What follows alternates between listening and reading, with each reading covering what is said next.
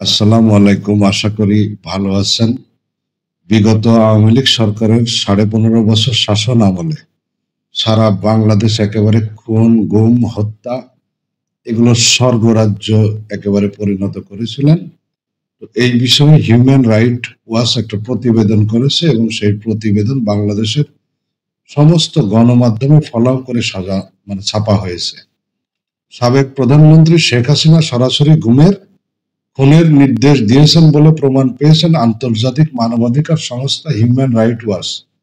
তার পদত্যাগের পর গোপনে গড়ে তোলা বন্দিশালা আয়নাঘরের অনেক বন্দী মুক্তি পেয়েছেন।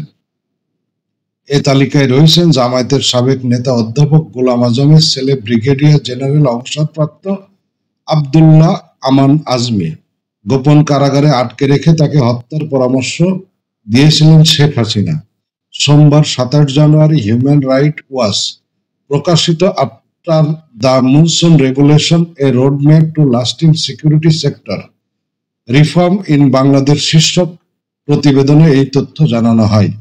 এক সেনা সদস্যের বরাত দিয়ে প্রতিবেদনে বলা হয়েছে, আয়নাঘরে আজমির বন্দী থাকা ও তার শারীরিক অসুস্থতার বিষয়ে শেখ হাসিনা সরাসরি অবগত ছিলেন।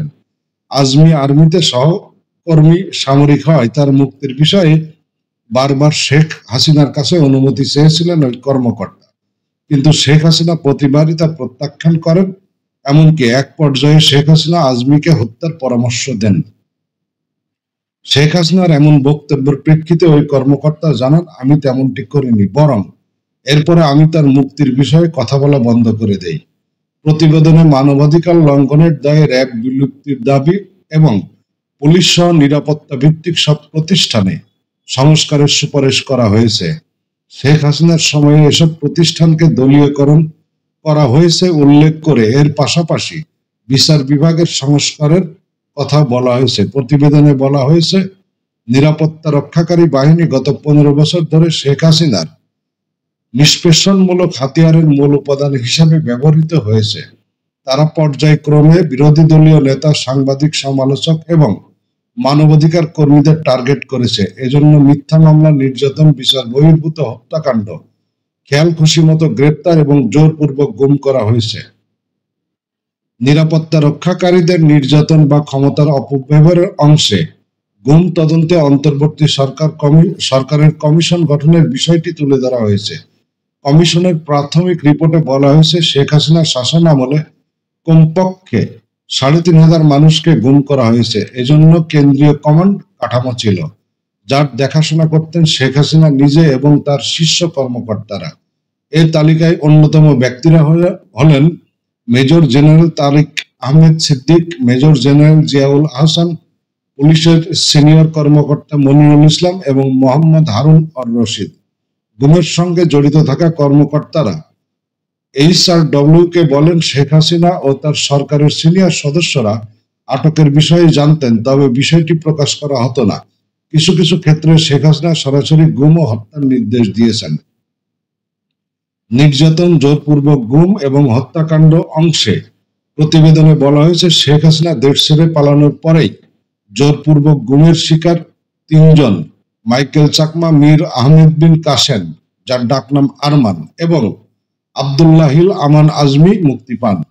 3 জনের ক্ষেত্রে কর্তৃপক্ষ বছরের পর বছর ধরে তাদের আটকে রাখার কথা অস্বীকার করে আসছিল, কিন্তু মুক্তির পর তারা সবাই সাংবাদিকদের নির্জন কারাগারে রাখার কথা জানিয়েছেন। এমনকি সেখানে অন্য বন্দীদের কথা শুনতে পেয়েছেন বলেও তারা জানিয়েছেন।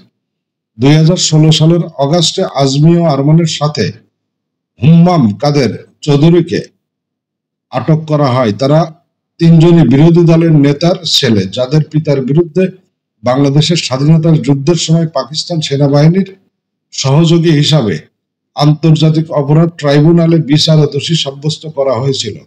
সালাউদ্দিন কাদের চৌধুরীর ছেলে হুম্মামকে 2017 সালের মার্চ মাসে এই সত্য মুক্তি দেওয়া হয় যে তিনি তার বেআইনি আটকের বিষয়ে চুপ থাকবেন। হাসিনা সরকারের পতনের পর তিনি কেবল হিউম্যান রাইট ওয়াচের সাথে দেখা করতে রাজি হননি। তিনি জানান, আমি যে ভবনে ছিলাম সেখানে আরো অনেক কক্ষ ছিল, এসব বন্দীদের দ্বারা পূর্ণ ছিল, সেখানে অন্যান্য লোকও ছিল। প্রতিবেদনে জামায়াত নেতা মীর কাসেম আলীর ছেলে মীর আহমেদ বিন কাসেম বা আরমানের সাথে কথা কথা উল্লেখ করা হয়েছে।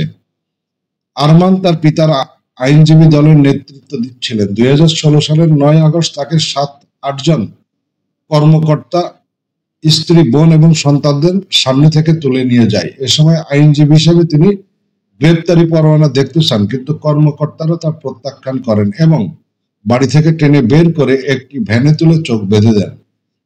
তিনি এসবের প্রতিবাদ করলে দয়া করে আমাদের আপনার সাথে নিষ্ঠুর আচরণ করতে বাধ্য করবেন না বলে জানিয়ে দেন এক কর্মকর্তা।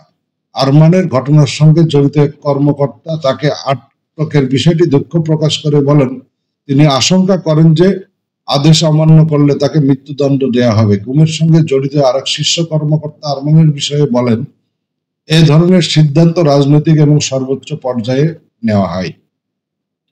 ওই কর্মকর্তা আরো জানান, যখন তিনি তার ইউনিটে যোগদান করেছিলেন তখন তাকে বলা হয়েছিল যে আরমান আজমি এবং হুম্মাম কাদের চৌধুরী বিরোধী দলের প্রথম সারির 3 নেতার সন্তান। তাদের মুক্তি দেওয়ার যে কোনো সিদ্ধান্তই শেখ হাসিনাকেই নিতে হবে।